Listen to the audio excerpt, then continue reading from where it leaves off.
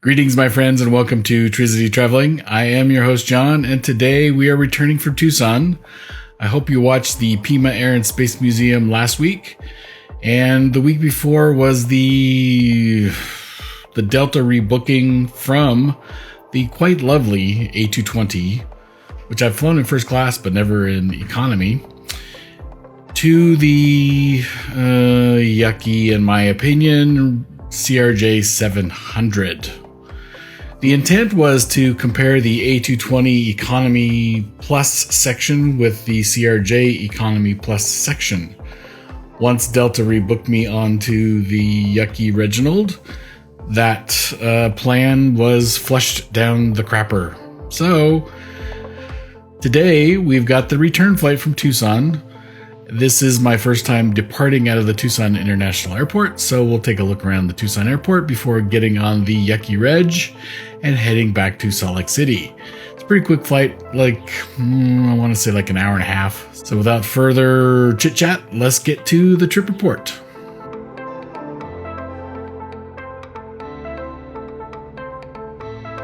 It turns out it's really difficult to do a comparison when you're on the same airplane twice. This is where you could say, thank you, Captain Obvious.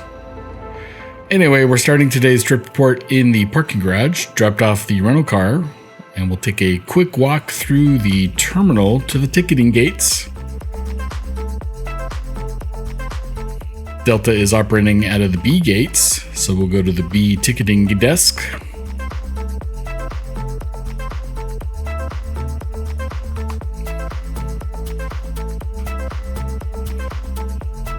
As you would expect, the Tucson International Airport is not the largest airport in the world.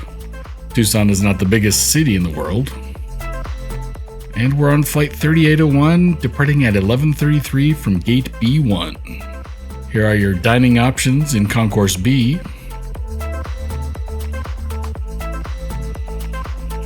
As always, I'm afraid, at least, masks are required inside the airport.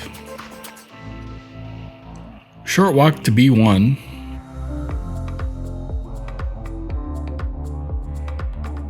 Where our flight is on time. We have a moment to look around the airport. The University of Arizona is based in Tucson.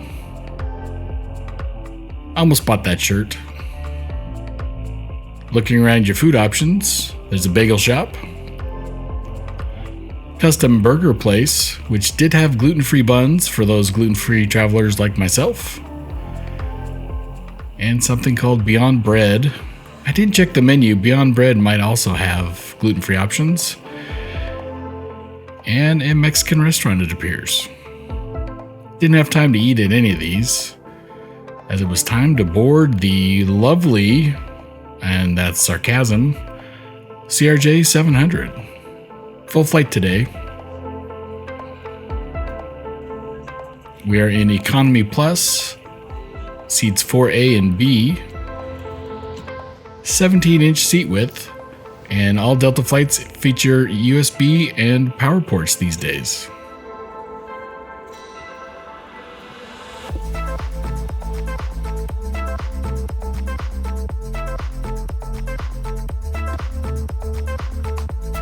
Poor B got caught in between the panels and died.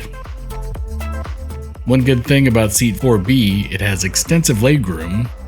Unfortunately, it is the main traffic path for all the passengers, as well as the service carts going up and down the aisle, making it probably not the most recommended seat. 4A, I believe, is the best seat, other than a first class seat, of course. This is a well-used CRJ-700 window, nice scratch right down the center of it. Wi-Fi is available as indicated.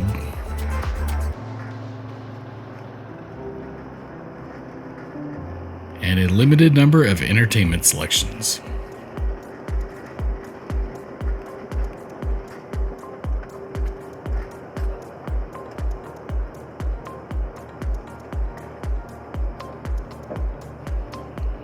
The Delta app does include a very rudimentary flight tracker. Gives you basic altitude, time in flight, and time remaining.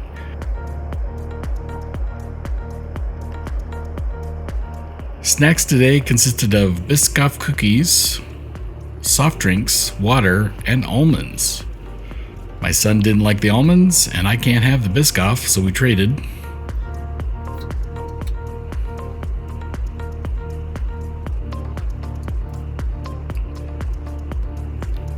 Would not call that a large volume of almonds.